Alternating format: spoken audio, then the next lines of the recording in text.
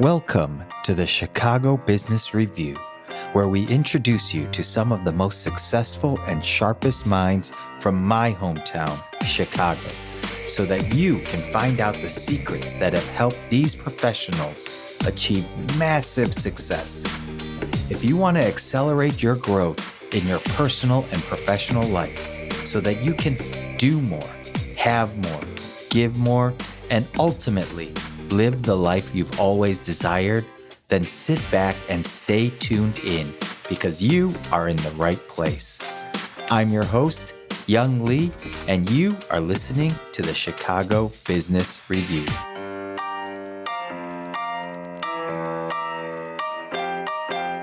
What's up, guys?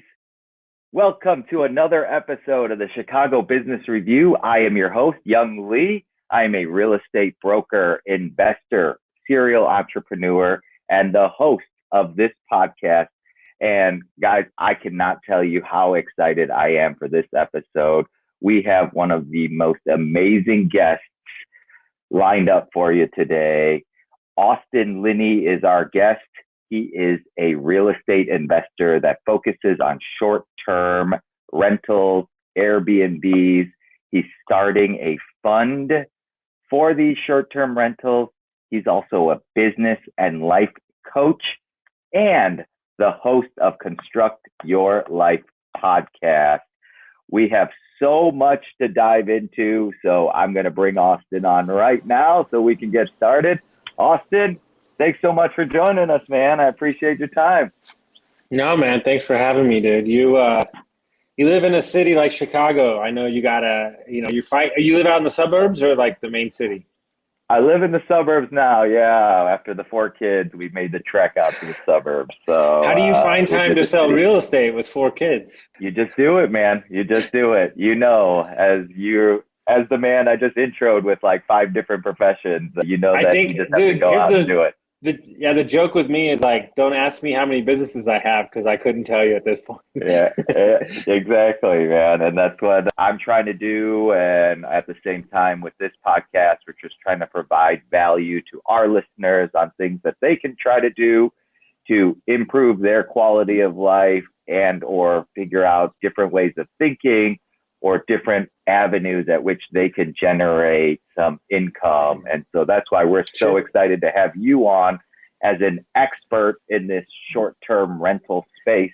So I want to just dive right in because there's a lot of different topics I would like to discuss. The first one is, I know you specialize in short-term rentals or Airbnbs. How did you get started in it? Mm-hmm. Yeah, so we were traveling, like Airbnb had just started. It wasn't even really a thing. And we went to Costa Rica and we stayed in Home Away before Airbnb even started. And I was like, this is kind of cool. This is interesting. This is different. And so through the years I had, lived in like Austin or something. So it was very popular. So we, like, if I was gone for the weekend or working, I just rent out my apartment, right? So you're making a little money and you're like, this is cool. And so we had a real hard time buying our first house. Like it took like 7 years and like 7 bad deals, like 2 fell apart the day before closing. So I was just like to a point where like I was very frustrated with the process. And we wound up falling through and we wound up renting a place in the neighborhood we eventually bought. And I finally met the right mortgage broker and the right agent, finally got people on my team and we found this house and he was like, listen, this is not a great area to buy. And I was like, dude, this was in San Antonio. And I was like, listen, I lived in Austin for 10 years. I watched what happened. This house is going to explode. I just know. And he was like, do you want to go look at it? And I was like, no, I don't want to go look at it. Let's just put it in an offer. And we had looked at it 6 months prior or something. I don't remember what happened. We had seen it, but we didn't walk it the time we put in the offer. So we wound up getting the house. When we bought it, we realized that the master didn't even have a closet in it. We didn't even notice because we just wanted the house so bad, right? So we bought the house, and then a month into buying it, my ex-wife took a job as regional manager of a company, and she had to live in Houston. So here I am with this entire house, and I'm working, bartending 80 hours a week, and I'm never home. And so I'm like, well, what if we did what we did back when we had apartments, and what if we rented out the room? And so I started with an air mattress, true story. And then I bumped up to a trundle bed. Like I was really getting fancy. And then I bought a bed. And so I was renting it out, making a little money. And I was like, what if I rent out the entire house? Can I do that? Can I rent out the entire house? And I was like, I think I can rent out the entire house. So I rented out the whole house. My business partner, still to this day, I was living in his apartment, in his other bedroom, on an air mattress on the floor with my dog and my clothes next to me. And I was working all weekend and renting the house out all weekend. And what happened was the house just never was vacant. And so that first year, in like 5 months, I did like 15 grand. And I was like, we got something here. And so I talked him into buying a house. And then that next year we did 70,000 between the two houses. And I was like, holy crap. All right. And then I bought the house across the street, and then we did 120,000 the next year. And I was like, okay. This is like, and I'm still making great money. And I'm like, this is a thing. Right. And like, I think 1 month we did like 22,000 because of spring break, and like Final Four was like right around the corner. But I was dying. Like I was working 2 jobs. I was cleaning every unit myself, every one of them. I was cleaning it at 4 a.m., at 11 o'clock at night when I got off of work. Like, I mean, it was insane. And I wound up joining a mastermind, and I joined this group of 270 entrepreneurs and real estate agents. And some of these guys had 35 and 130 Airbnbs. And I was like, how are you doing this? Like I'm dying with 3. And they were like, well, are you giving them keys? And I was like, well, yeah, of course. And they're like, well, no. Do you have a keyless entry? No. Like, do you have a list of this? No. So I fixed 3 things in my business. I did automated messaging. I went to keyless entry with a camera on the front, and I felt like I wasn't even running the property. Like I was like, oh, I could do 40 more of these. And then I had a conversation with my mentor, and I was like, man, I'm doing so good. I'm saving so much money cleaning it and everything. And so we ran the numbers for the year on what I was making for cleaning, and it was $2.10 an hour. Oh my goodness. And that day was like a gut punch. And I literally called a cleaner that day, and I have never cleaned an Airbnb since. And how many times are we in our business thinking that we're saving money, but we're not, until you actually run the numbers? Oh my goodness, there was so much great nuggets in that story right there. I can't even process that. Like, it's so true. I feel like a lot of times we're just so stuck in our business. We're just so myopic that we can't see the label from inside the bottle, is what one of my mentors always says, is like, yeah, when you're in it, you can't see the whole picture. And so you need somebody like a mentor or somebody from the outside to assess and tell you things that maybe you're not thinking about, because you really think like, this is the best way to do it. And I'm saving money. I'm working hard. You know, all these things that we take as badges of honor, but in reality, it's actually costing us. Yeah. Here's something that people need to get over real quick. So the new world that we live in, working hard is not a badge of honor anymore. It's the minimum. It's not an excuse anymore. And what I want to remove from the English language is, how are you doing? I'm busy. I want to remove I'm busy from the English language. That doesn't do anything for me. My question to you is, how are you? Like, really, how are you, right? And I think that we assume that because we're moving forward and we're doing all this, like we're getting it done. But are you really getting it done like the right way, right? And so my goal, and I mean this wholeheartedly, I think there's 2 versions of me. I think there's work Austin, and I think there's life Austin. And what I mean by that is, we can get into all that later, but I'm going to run multiple businesses, my coaching business and my podcast, working 3 days a week. Now, those days are really long, but on Thursdays and Fridays, I don't take any meetings. Now, do I have a phone call from time to time where I'm catching up with the business or I need to like send a text? Yes. But I don't have any scheduled meetings on Thursday and Friday on purpose. So we can travel and do what we want to.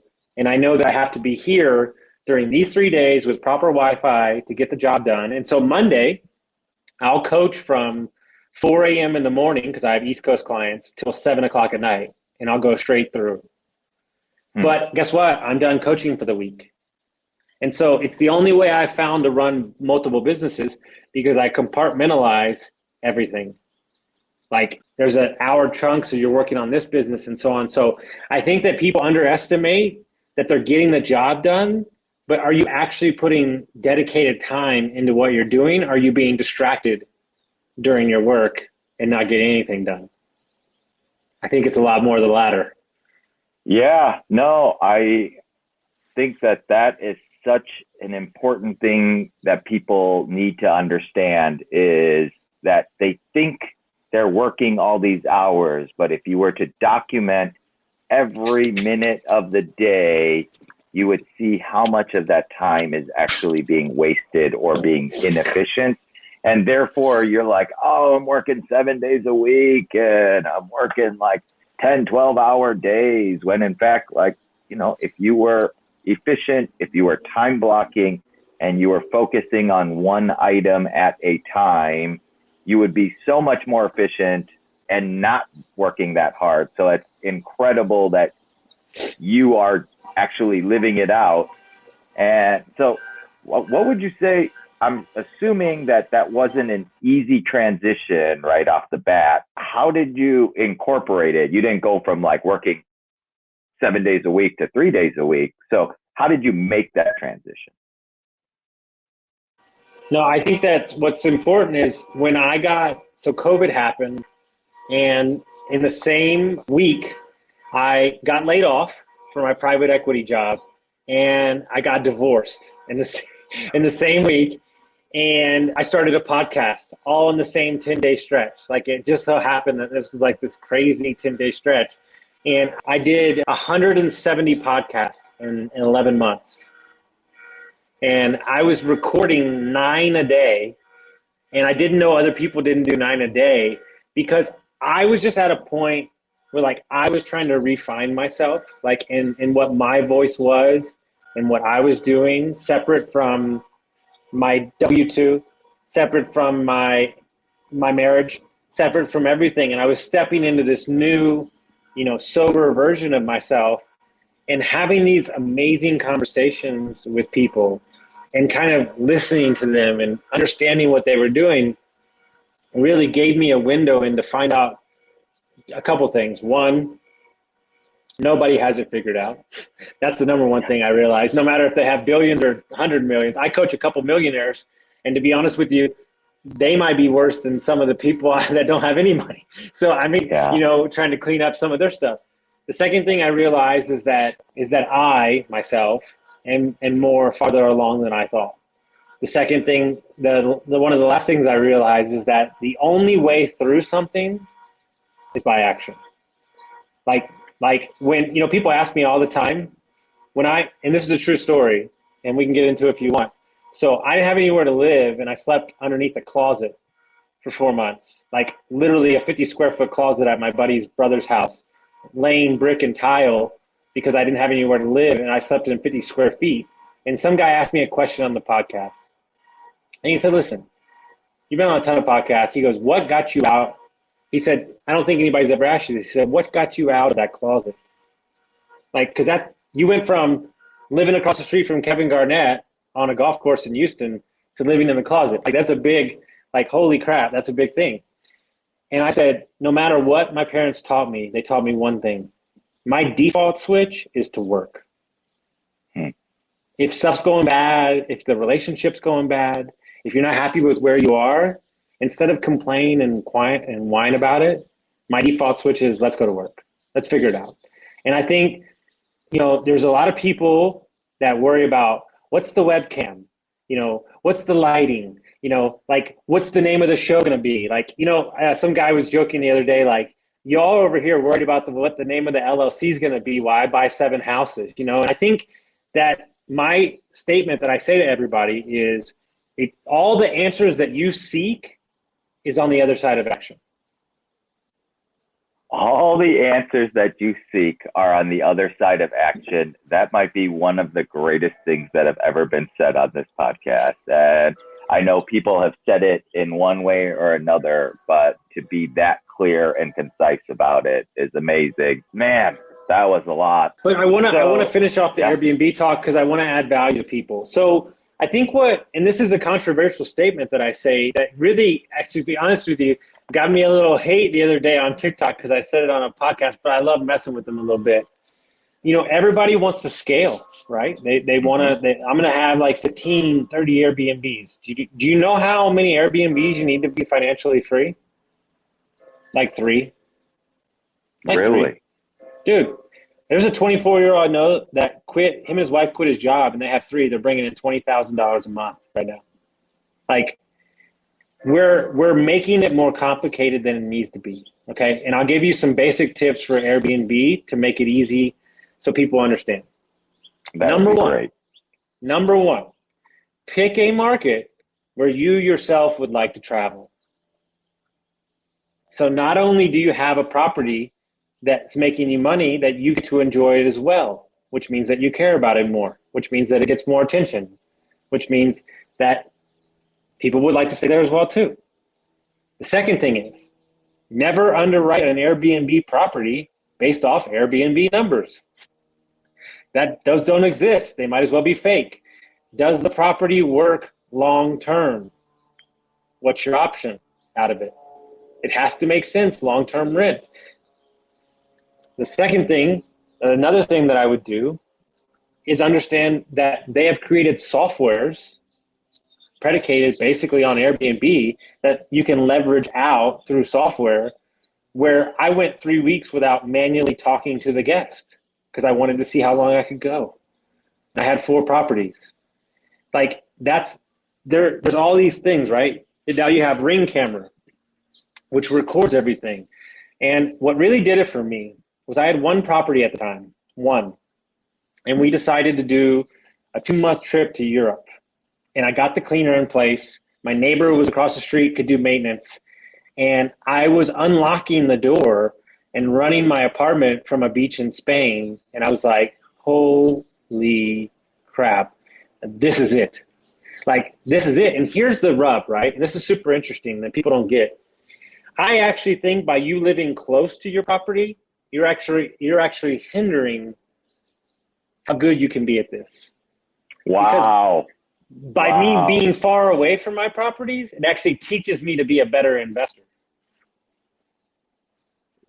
That is very interesting because I don't think most people would assume that, and or somebody just getting started in it would even advise that. They'd be like, hey, be safe, make sure you know the area, make sure you on the back of that, I have an amazing thing that nobody talks about. When you look at an area like Florida, the Smoky Mountains, these markets that are heavy in vacation rentals, they have the infrastructure to get these properties managed and done, meaning cleaners, maintenance people. A lot of these people ask me to do a project like, hey, can you manage my Airbnb in Lake Tahoe? And I say no. Why would I say no? Because the area is so expensive that no cleaners can live there. So you have no infrastructure to clean it. So these are the things that people don't think about. When you have to have the people to help you manage it. And if they're not in the market, then you can't get it done. That's a huge tip. I hope people, it was worth the price of admission right there for that one piece of advice. Because, I think people don't take that into consideration enough, is like, hey, I'm going to need a team. And if the area is just so expensive because it is a more luxurious location that you might want. Remote. Yeah. Or remote. Yeah. But then you're going to have that headache or difficulty maintaining that property because there's no one that is in that vicinity that is doing those types of jobs because of the income level or the scale of it or the lack of just people in the area. So a couple resources just to kind of round out the Airbnb conversation. Please. My buddies, Mike Sorgren and Emil Pani have the best podcast that exists on this called Short-Term Rental Secrets. Short-Term Rental Secrets. They have the best ever Airbnb operators on in the world. There's a book called Optimize My Airbnb. Those two resources are really amazing. Also, if they want to send me a message on Facebook or Instagram, I have this big folder of Airbnb stuff. I'd be happy to send any guest. So just message me, Austin Linney. Yeah. Where can they message you? Instagram, Facebook? Instagram, Facebook, doesn't matter. Yeah, just send me a message. Tell me you heard me on this show, and I'll drop you a huge folder of training material and all sorts of stuff. So that is unbelievable. So please, guys, Austin is providing you guys not only with incredible nuggets here, but he's willing to provide you with free resources. All you have to do is reach out to him at Austin Linney on Instagram or Facebook. You know why I get so pumped up about this? Do you know how many like 70-year-old grandmas I've stayed in their Airbnb when we travel? And she's like, oh, I was just living on my retirement, but now I'm doing this and I get to meet all these amazing people and I have extra income that I can travel. And like, that's my hope for everybody. I don't need you to have 100 Airbnbs, but what I'm saying is if you can have a property that your family can enjoy, you can make a little money. It's a write-off. That's a whole nother conversation because this whole thing is a write-off because you're running a business out of your home. Then that's what I want to do, right? Because understand that the new currency in America is one thing and one thing only: experiences. Are you providing experiences in your investing, your business, and in your day? That's all people care about. And people will pay for it. So that's what Airbnb's done better than most, is they created an experience where I can't afford this really expensive house in Malibu, but for the weekend, I can feel like I do. Yeah. And like, it doesn't get any better than that. Yeah, no, I'm a firm believer in that as well. Experiences and memories really are what we try to invest in as a family, because at the end of the day, that's all you have and or will remember, more so than these material things that you think are so important to have and such. And so just to expand a little bit on the Airbnb stuff. So Sure. You had mentioned beginning how important it was to have the right lender and real estate agent. And then you mentioned like a cleaning person, a maintenance person. Are there anybody else that you would need to partner with or find in order to get started? I'm about to change people's lives because I still try not to talk about it too much because I still have PTSD, but I used to fly in and set these up all around the country. And I would be sleeping on mattresses and putting together furniture. So my old assistant actually created a company that will fly in for you and put together your Airbnb. And he did it. He did mine in Tahoe in 24 hours. It's the best money I've ever spent in my entire life. And this is going to be the new wave of what I think matters, because as an investor, your time is money. And it's going to take you 3 weeks. They'll do it in a day or two. And setup team is I think the missing link that a lot of people are going to start using. So what does the setup team do? So you would go in a spreadsheet and you would label in all the stuff that's in each room, and then they would go in and put together all the beds, the furniture. They would put the couch together. They would put everything in its place, and then you would come in behind them and touch it up, and then you're good. You're good to go. Now, I would have to do all those things. He'll even design it for you as well, too. That's a whole other service on top of that. So, really, you got to understand, me, myself, I bought 200 TVs, 500 beds. I know to a T which furniture takes the least amount of screws to put in off Amazon. That's how ridiculous this is. But understand that a lot of these guys on the bigger scale, they'll furnish 5 to 10 properties at the same time. So these things have to be calculated down to the T, and you have to know what matters, because this is a little tip that people don't realize. And I say this to every because everybody wants to talk about Airbnb. Remember that everything that you put in the house better make you money, because that's one more thing that the guests can bitch about. So, everybody talks about a pool table, right? Oh, let's put in a pool table. Yeah, give that a week. And they're going to be saying, we don't have any chalk, this broke. Like, it needs to make sense. Like, and I think people want to overthink the room when people are really comfortable with basic. I'm not saying basic like in design. I'm just saying that you don't need all the same things, and understand that the house that wouldn't work as a regular house might work for Airbnb. If it's close to a main road, like nobody would live there, but the Airbnb guests don't care because they're there for 2 days. Interesting. That's incredible insight as well, because that's just a complete shift in the way that people would think about in terms of buying a property just in general. Man, I mean, there's just so many questions I have. What would you recommend for somebody just getting started? Like, what should they look for in their first property so that they don't? I give you the best strategy that I think makes the most sense. And this gives you peace of mind and gives you freedom to operate. You buy a duplex. You put in one person in long-term rent on the other side to cover the mortgage. And you ask that person, I am willing to give you money off your rent if you will clean the other side. I'm going to run it as an Airbnb. You have your built-in property manager, built-in cleaner. They love it because they're getting money off rent. You're getting your property taken care of for, and that way you could have an explosive property making you a ton of money. Wow, that's incredible. Now, you had mentioned some areas like Florida and the Smoky Mountains. Shouldn't those places be oversaturated with Airbnbs at this point? Or there's still opportunity in those types You of would markets? think, but we're not seeing any decline in the numbers. We're actually seeing it go up. And really, one of the things that I don't think people do enough, and I just do because I'm weird like this. I like to study human behavior. I like to see what people buy, and I like to see how they travel, because they're telling you what they're doing by the way that they're acting, right? And so we've created a new economy because of COVID, and I don't think people are realizing it, right? And what I mean by that is, that I would say on my one hand and maybe another hand, I know entrepreneurs or business owners that are traveling 1 month at a time, 2 months at a time to places. They're staying in this place and this place is what I'm doing. And I think that that's only going to become more prevalent.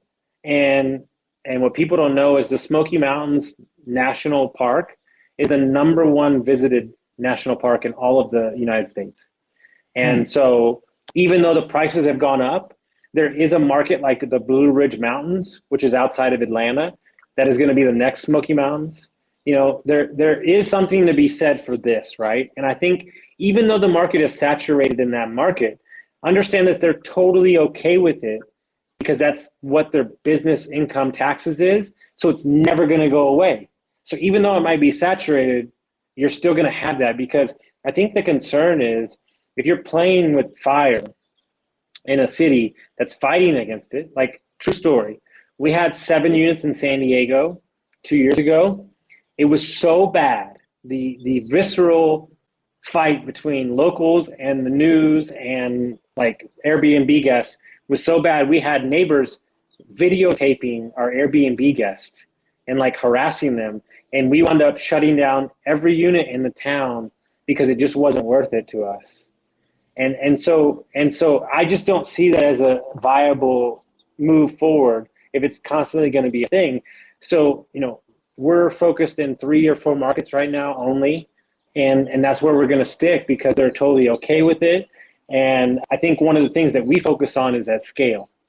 So if you're going to do these one-off properties here and there, it's not going to work for you because you don't have economies of scale within your business. But when we're going into a market, we're looking at buying at least 5 to 10 properties in that market. So that way we could have one cleaner over the whole thing who's managing the other cleaners, right? And then have one maintenance guy. And so I think economies of scale are really where people get caught out of bounds when it comes to the Airbnb market. That's I mean, there has been so much incredible information that you're sharing with us, man, and I cannot thank you enough.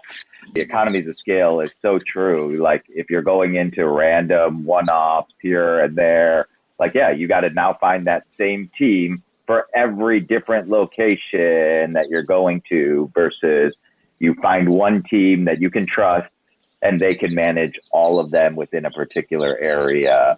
Now, the 5 or so, what timeline do you guys usually try to pick those up at? And then what would you recommend somebody else that's just getting started in terms of like, what's a reasonable timeline for scaling, I guess? Yeah, I mean, I think that you just have to get comfortable with your systems. I think that, I try to tell everybody at like 3 or 4, you're good for a minute. And then like when you start getting over that number, it starts getting, more in the realm of what we're doing. But, just to kind of give everybody a playbook in our thing, we're going to have a dedicated VA customer service team. So they're going to handle 100% of the refunds, the payments. They're going to handle the communications, and that's how we're going to scale. And without them, personally, I don't, like I'll be completely frank, like I needed a step away when we started our first company that I'm no longer a part of. We were managing 27 properties in 7 states in 5 months. Like it was quick. Like we launched like 7 units in 3 states in 5 days. Like it was a wild time, and I was getting 85 to 115 messages a day, and it just wasn't sustainable. And so I really had to like sit back and think about how we wanted to rebuild this the right way. And now we have, like I told you, I spent that time at the hotel, and they had 3 VAs for 3 hotels, and I kind of watched how they did it. And now I know how we can do it. There's a guy that I know, that my CEO of my company knows, that he has 45 properties and he has 5 VAs run the entire thing. So, it can be done, if you want to go that route. But for somebody who's just buying their first property, look at it and say like this. One of the big things that people don't talk about, that's a huge draw, is military bases. Okay, why Austin? Well, guess what? There's a graduation every weekend. So the parents are coming into town, and how close are you to the convention center? Can you walk to downtown? What's the draw to your area? Like what people don't talk about is San Antonio switches between 2 and 3 to the number 2 and 3rd busiest convention center in all of the United States. I was 7 miles from it. Yeah, I was 7 miles from it. So, I mean, I was 7 miles from the Riverwalk. So my house has stayed booked, right? And so these are kind of indicators in your market. So a couple tools to look at: airdna.com is how you find out what your property will make per night. They pull data from the last 3 to 6 months. You can go to the rent analyzer on the bottom left corner, and for free, and you can kind of type in an address and it'll give you some gross numbers. You can pay if you're in a certain market for like $15-$40 a month, and it'll give you even deeper numbers. It'll tell you how many bedrooms are in your, what percentage bedrooms are booking the most. Like it'll get real deep into that thing. Pricelabs.com is a way, it's a pricing tool that'll regulate your prices for you depending on events in town. Is there something coming? And then what we use is there's 2 property management softwares. It's called Smart B&B. I think it's Hospitally now, but Smart B&B and Guesty are 2 automatic messaging systems that have AI technology in them. So if people ask all the time if they can bring dogs, you can embed a code in there that the AI bot will answer them automatically with your response. Really? That's amazing. But I guess now that this is such a big business, that there's going to be these types of tools that are available for people to, like you said, scale their business accordingly, just like any other business. So there's a guy out of Dubai, or he actually lives in London, but he has 177 properties, the Airbnbs, and he hasn't walked in his properties in 3 years. I know him, he's a friend. And he said the reason is he's too emotional about the properties. And he created a dashboard off the software that we use where he can tell you if a property is underperforming, and all he needs to do is look at his dashboard.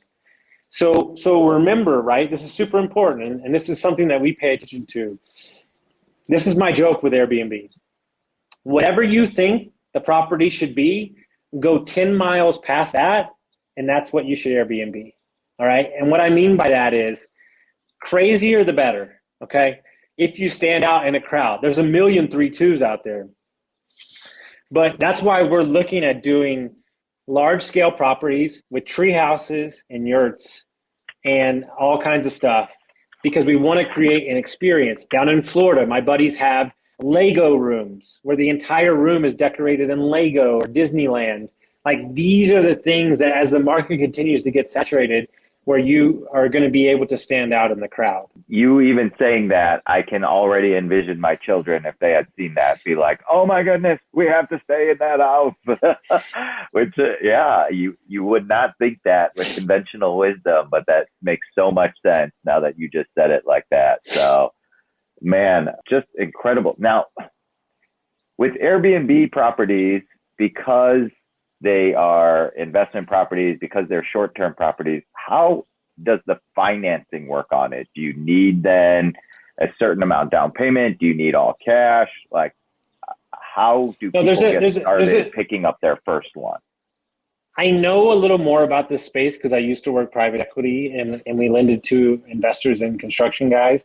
But basically, the best way to go about it is a second home loan, which is 10% down. But the mortgage companies are starting, some of them are starting to take Airbnb revenue as kind of like a gauge, which is pretty cool. I think it'll be different. If you're buying a straight investment property, which is 20% down, you can do whatever you want with it. I think that the strategy that's not being utilized enough, personally, that I think is the home run, is to burr into an Airbnb. And if anybody doesn't know what that is, so you're going to buy a property with hard money. You're going to remodel the property, create value into it, and then flip it out into a long-term loan and then Airbnb that property.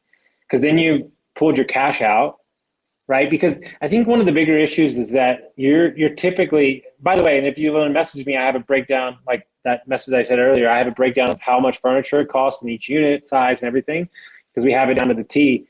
Because, you know, you're also going to invest, you know, $5,000 to $15,000 in furniture too. So you got to get that money too back. So, you know, you really have to be careful about, you know, how much you're putting in, because it's going to take a little while for you to get your money back. But understand that there's a couple different ways, because you have an LLC and you're running money through there. You can write off the toilet paper, the electric bill, you can write off everything. But here's the hack. Here's the hack for all you guys out there. Get a business credit card that is attached to free airline miles. Use your business credit card to buy the furniture, and then attach the credit card to the Airbnb bank account and have the Airbnb guest pay off your furniture. And now you have free airline tickets.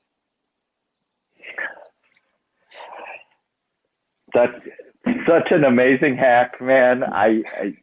This is a crazy episode. I can't even believe how much value you have been providing and the amazing tips that people can utilize right now, no matter what stage they are.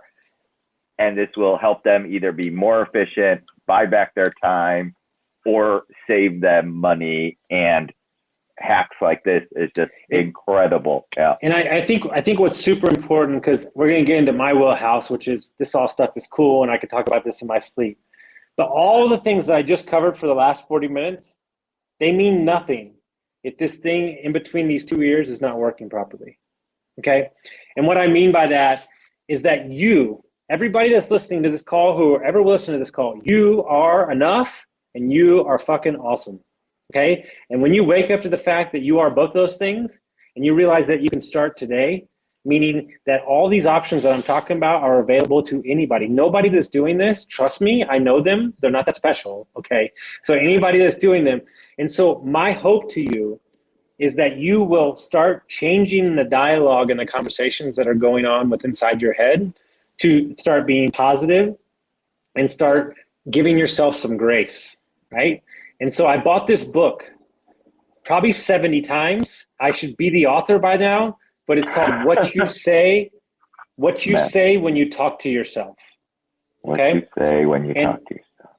And basically what he's talking about is that 80% of what you do, if not 90%, is run entirely by your subconscious mind. Okay?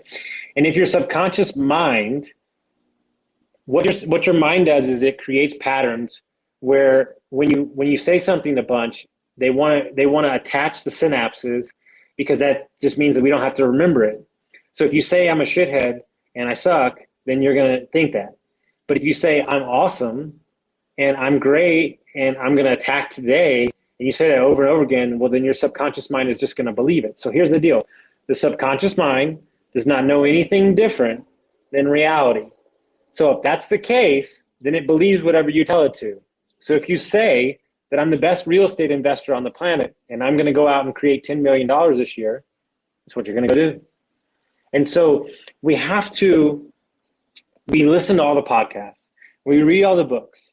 We're listening to Bigger Pockets. We're joining this mastermind. We're joining that mastermind. But the only person that truly needs to change is the guy that's staring yourself in the mirror.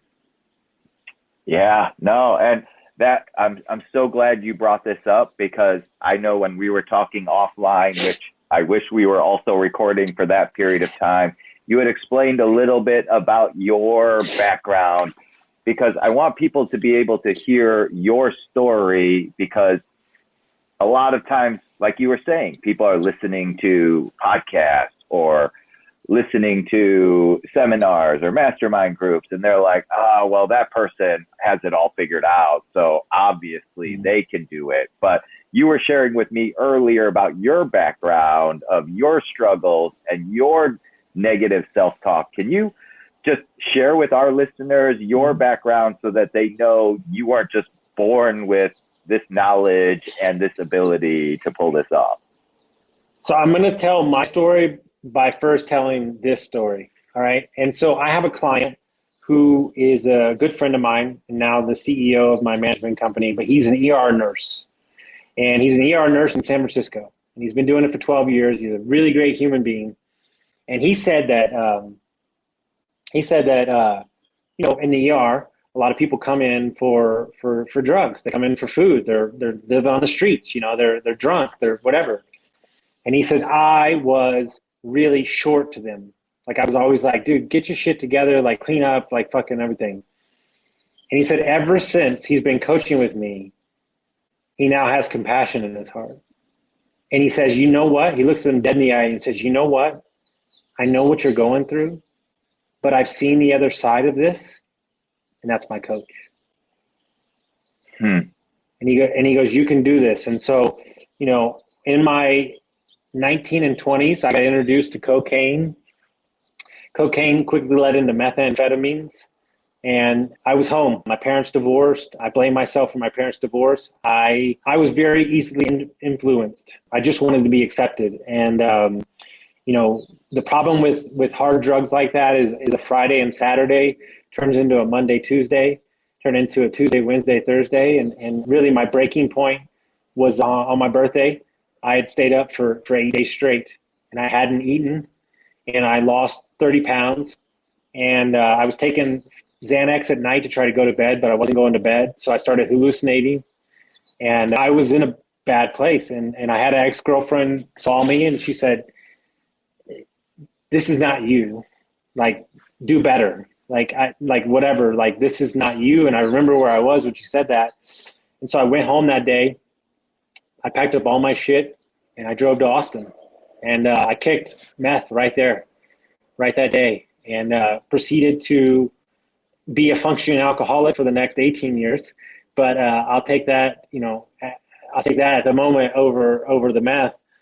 But it wasn't, it didn't stop there. I mean, I was still, did some bad shit and still fucked up. And everybody asks me, they say, why are you so happy? Like, because I'm not there anymore. Like, do you understand? Like, when you're stuck in that mediocrity bubble and you're just beating yourself senseless, and you're in a marriage that you don't want to be in anymore, and you're in a job you can't stand, and you're drinking every day because you don't want to face it, right? And it's what I told you at the beginning of this call. Everybody is hiding the things that are keeping them down in a closet with the lights off behind some old pairs of shoes. Okay. And you think by putting it there, it's not affecting you. But what you don't understand is it's affecting every fiber of who you are.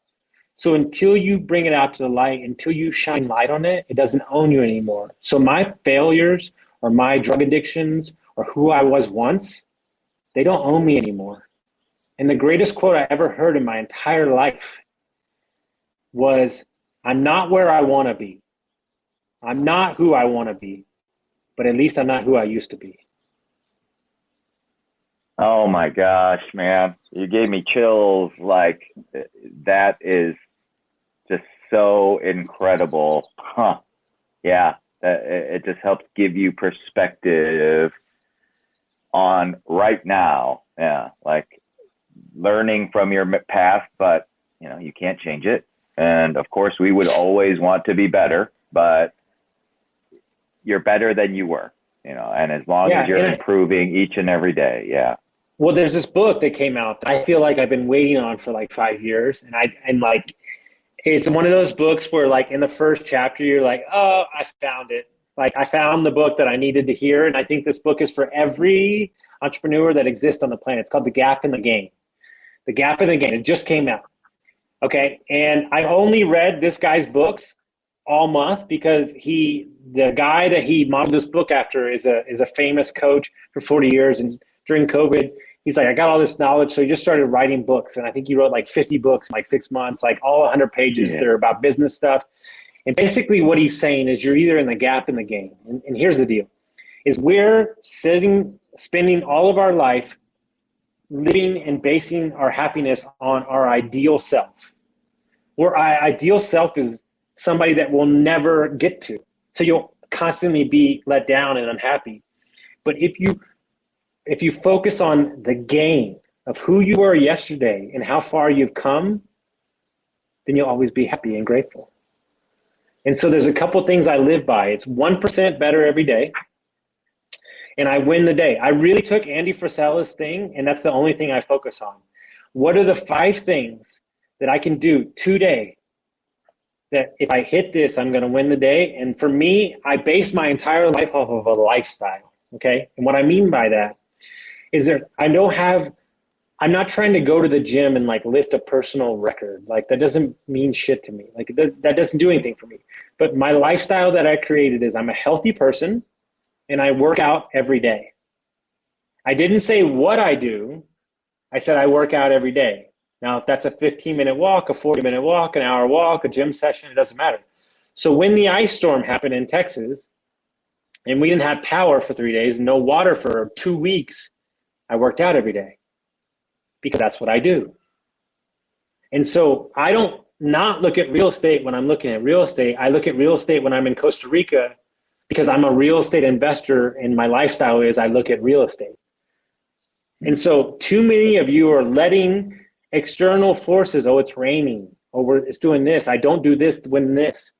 There's 3 or 4 things that you could hit every day that over the long horizon would create time, right? Because this is a simple fact. I've asked the same question to 150 fucking people and nobody's ever said the right answer. I ask them a simple question. Are you successful? Everybody says no. Or you could say, I'm successful as I sit today, and tomorrow I will be successful again. Because the moment that you decide is the moment that it starts. Not when you get there and you feel here. Not, I'm going to work out when I get this amount of money. I'm going to be a nice person and hang out with my kids more. Because this is the biggest lie in American business. And I only know because I coach 5 of them, and they're all dads, and they're all over 40. You're sitting here and you're working your ass off. And you're not hanging out with your kids and you're not being present. And you're saying this. You're turning around, you're looking at your kids and you're saying, hey, I'm doing this for you. For you. Yeah. And they're looking at you and going, I didn't ask you to. And so here's the rub. And I'll give you your out. I'll give every American businessman out. If you just admit for once and all that it's for you, then you're good. Just say it's for you. And if it's for you, let it be for you. Don't blame it on them. Yeah. That's incredible. Holy smokes. That's so incredible. I feel like you're coaching and lecturing me at the same time, because at least I'm aware of it, and I realize from talking with people, and that's why it's so important to talk with people and to be around people that have achieved things better or in certain areas, to learn from them. And the overarching theme from people that I talk to that are later in their stage of life is, it goes so fast. You will never regret skipping the meeting. How old are your kids? How old are your kids? My oldest is 15. My second is 13, 10, and then a 6-year-old. Yeah. So. Okay, you have 10 more summers with your kids. Yeah, no, that's what I tell my wife. I'm like, I was like, when I heard that from Jesse, when I heard that from Jesse Itzler, I was like, oh my, I like stopped what I was doing. I was like, oh, like when he was talking about you're only going to see your grandparents 6 more times, like I was like, okay. I got to call my mom right now, we got to change some things around, you know? Oh man, that I vividly remember hearing Jesse say that and give that perspective. And you think like, oh, you have all this time. How many times do you visit your parents or your grandparents? Okay, once, 3 times a year.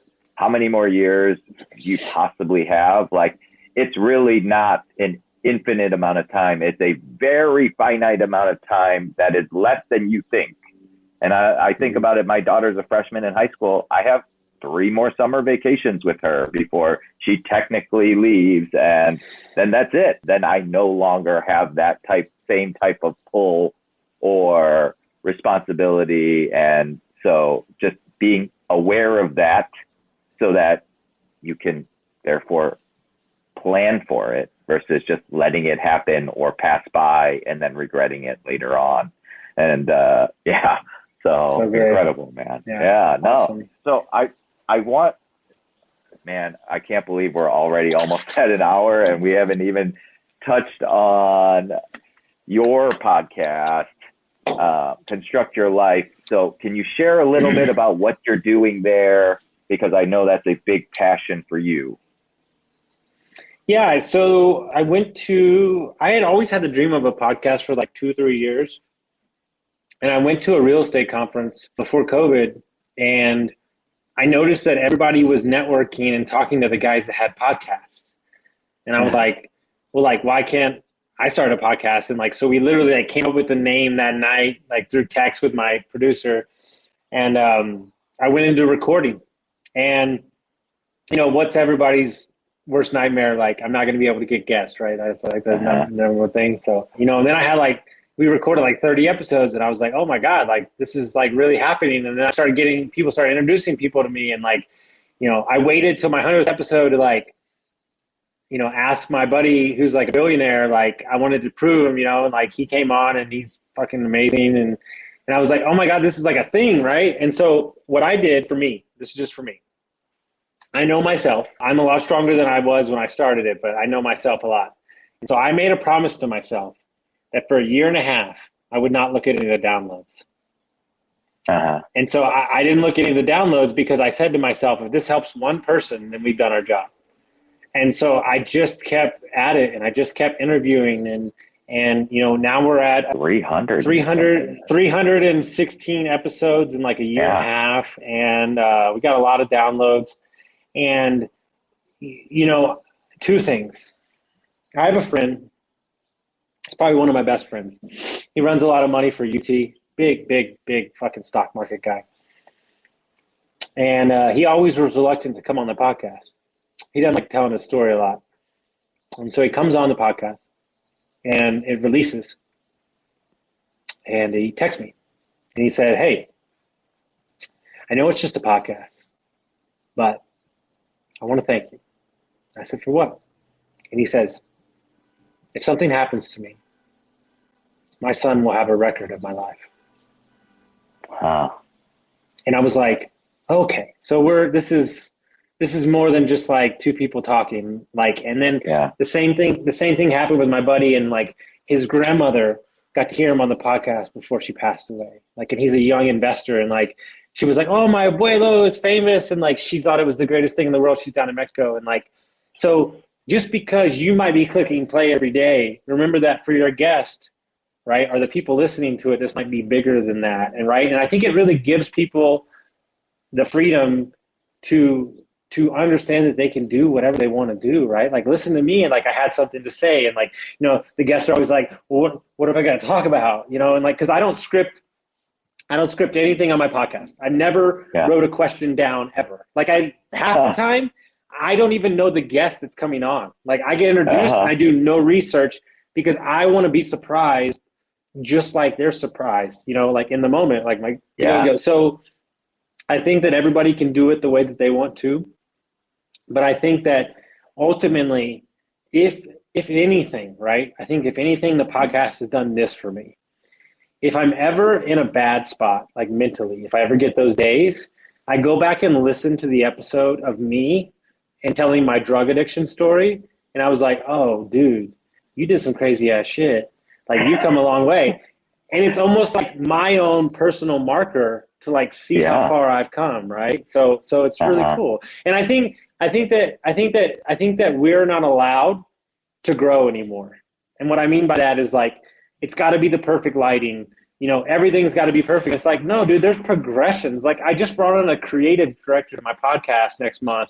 Like, this is a big step for me, like a whole production crew. Like, you know, like, we just upgraded some of the tech on it. Like, I was just recording like on a laptop and a webcam for like the first 300. Like, nobody said anything. Like, the information's there. That's all that really matters.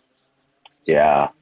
No, and you are just so generous with all of the information and just your experiences, being an open book. And that's how you legitimately change other people's lives, is when they're like, oh, I can relate to Austin. I can relate to Young.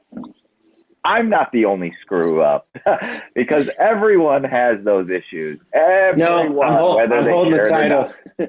I'm holding the title. Yeah. Man. And so again, guys, if Austin can do it, anybody can do it. And just an amazing testament to just what you can accomplish as a human being if you put your mind to it and you have action in place. And Austin, as great an example of that as possible. I mean, I cannot believe we're already almost at an hour. So I guess, and I would love to have you back on, Austin, because I feel like we just scratched the surface of things that we could have talked about, and we could have taken it so many other ways. But and in June I'll be up in Chicago, so we should put on a little meetup while I'm up there. I got some great investors that live up in the area, so I'm going to be up in Wisconsin. I've got a bunch of clients in Wisconsin, but my co-host of my other podcast, he lives in Minnesota, so I'm going to be up on the Michigan Lakes area for like most of the summer. So please let me know when you're in town, man. We have to get together. I would love that. I so appreciate the time and the information, and you just being so open and vulnerable throughout this episode. It's really going to impact a lot of people's lives, as well as impact mine. This is going to be one of those episodes that I go back and listen to a number of times. So I can't thank you enough. I guess I'll end with this: is what do you want your legacy to be? Like, you know what? I got the story and everything. I got it. You ready? Like, awesome. I'm ready. I'm gonna take everybody on a trip. Okay. So right. I want to be 70 years old. I want to be living in a town in like Tuscany with my 10 acres, and I'm growing, and I'm hosting Airbnb, and I used to be a chef, so I'm cooking for people and we're growing our own wine. And I want to be walking down the street, and I want somebody to yell out from across the way, "That's fucking Austin Linney." Okay, hold on. And I want him to run up to me, and I want him to go, "Thank you." And I want to go, "Hey, I don't know you." And he goes, "No, you don't know me, but you coached this person, and that person changed my life."